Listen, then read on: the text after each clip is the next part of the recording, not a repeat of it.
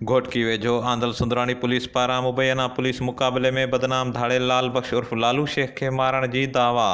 Police ॻुझे इतला ते ॻोठ झाड़ू शेख वेझो पहुती पुलिस ऐं धाड़ेलनि विच में मुक़ाबलो थी पियो, जंहिंजे नतीजे में बदनाम धाड़े लालू शेख मारिजी वियो।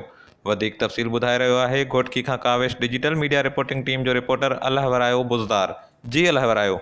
घोटकी वेझो आंदल सुंदराणी थाणे जी पुलिस दावा कई आहे त पुलिस गुज़िरियल राति मुबैना मुक़ाबले दौरान बदनाम धाड़े लाल बख्श उर्फ लालू शेख खे मुक़ाबले में मारे छॾियो आहे।